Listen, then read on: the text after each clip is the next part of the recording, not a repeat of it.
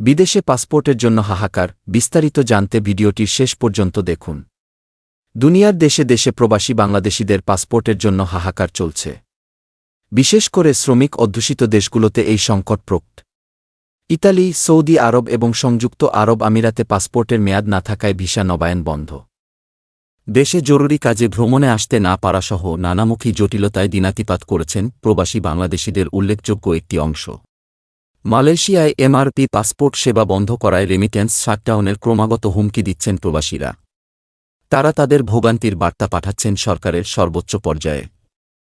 স্বৈরশাসনের নিষ্ঠুর হয়রানি আর স্বদেশের কঠোর বিধিনিষেধের ঝুঁকি সত্ত্বেও জুলাই-আগস্টের আন্দোলনে নিঃশর্তভাবে সাপোর্ট দেয়া প্রবাসীদের বিষয়ে আগাগোড়ায় সংবেদনশীল অন্তর্বর্তীকালীন সরকার। কিন্তু কারিগরি কারণে তাদের পাসপোর্ট সমস্যার চটজলদি সমাধান অসম্ভব। একদিকে প্রবাসীদের কান্না, অন্যদিকে তাদের প্রতি দায় থেকে নড়েচড়ে বসেছে সরকার। দ্রুততম সময়ের মধ্যে সংকটটির একটি অন্তর্বর্তী সমাধান বের করতে গতকাল জরুরি বৈঠক বসেছিলেন পররাষ্ট্র, স্বরাষ্ট্র এবং প্রবাসী কল্যাণ মন্ত্রণালয়ের দায়িত্বপ্রাপ্ত ৩ উপদেষ্টা।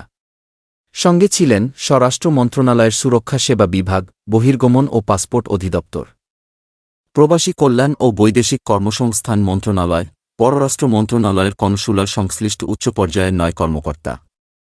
সেগুনবাগিচায় অনুষ্ঠিত ওয়েআউট খোঁজার ওই জরুরি বৈঠকে সভাপতিত্ব করেন পররাষ্ট্র উপদেষ্টা মো. তৌহিদ হোসেন, স্বরাষ্ট্র উপদেষ্টা লেফটেন্যান্ট জেনারেল অব. জাহাঙ্গীর আলম চৌধুরী ও প্রবাসী কল্যাণ ও বৈদেশিক কর্মসংস্থান মন্ত্রণালয়ের দায়িত্বপ্রাপ্ত উপদেষ্টা প্রফেসর আসিফ নজরুলের উপস্থিতিতে অনুষ্ঠিত বৈঠকে পাসপোর্ট অধিদপ্তর জরুরি ভিত্তিতে ৩.৫ লাখ পাসপোর্ট বুক সংগ্রহের কথা জানিয়েছে। সেই সঙ্গে বলা হয়েছে, পেন্ডিং ১,৯০,০০০ পাসপোর্টের একটি বড় অংশ ১৫ই ডিসেম্বরের মধ্য বিদেশের বাংলাদেশ মিশনগুলোতে পৌঁছানো সম্ভব হবে। বাকিটা আগামী ৩ সপ্তাহের মধ্যে পৌঁছানো হবে বলে জানানো হয়।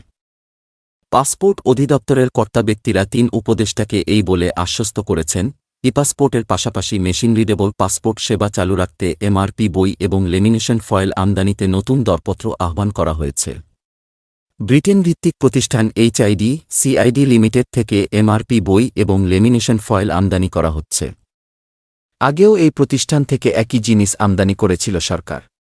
এ দফায় সর্বমোট ১.৫ lakh machine readable passport, MRP বই এবং ১.৫ লাখ লেমিনেশন ফয়েল আমদানি করা যাচ্ছে। বৈঠকে জানানো হয়, বিদেশে বাংলাদেশের ৮০টি মিশন রয়েছে। এর মধ্যে ৪-৫টি মিশনে ই-পাসপোর্ট চালু আছে। বাকি ৩-৫টি মিশনে ই-পাসপোর্ট চালু করা হবে পর্যায়ক্রমে। ই-পাসপোর্ট চালু না হওয়া পর্যন্ত নিরবচ্ছিন্ন চাহিদা পূরণে ২০২৫ সালের ৩-১ ডিসেম্বর পর্যন্ত এমআরপি চালু থাকবে। নতুন বুক সরবরাহ না হওয়া পর্যন্ত সংকট থাকবে বলে আশঙ্কা করা হয়। স্মরণ করা যায়, ১.৫ লাখ এমআরপি বই এবং ২০ লাখ লেমিনেশন ফয়েল আমদানির জন্য বিগত সরকারের আমলে উন্মুক্ত আন্তর্জাতিক দরপত্র ডাকা হয়। কিন্তু তখন সরকার যে গুণের ও মানের এমআরপি বই ও ফয়েল চেয়েছিল, নির্বাচিত প্রতিষ্ঠানের দেয়া স্পেসিফিকেশন তার সঙ্গে সামঞ্জস্যপূর্ণ না থাকায় সেই দরপত্র কার্যক্রম বাতিল করা হয়। সংকটটা এ কারণে ঘনীভূত হয়েছে বলে জানা গেছে। আবেদনের ৬ মাসেও পাসপোর্ট পাচ্ছেন না মালয়েশিয়ান প্রবাসীরা, ঢাকা রিপোর্ট পেয়েছে।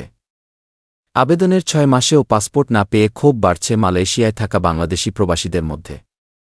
দেশটির বাংলাদেশ মিশনে দীর্ঘদিন ধরে এমআরপি পাসপোর্ট সেবা বন্ধ হওয়ায় বিপাকে পড়েছেন তারা। পাসপোর্ট না থাকায় অবৈধ হয়ে পড়েছেন অনেকে।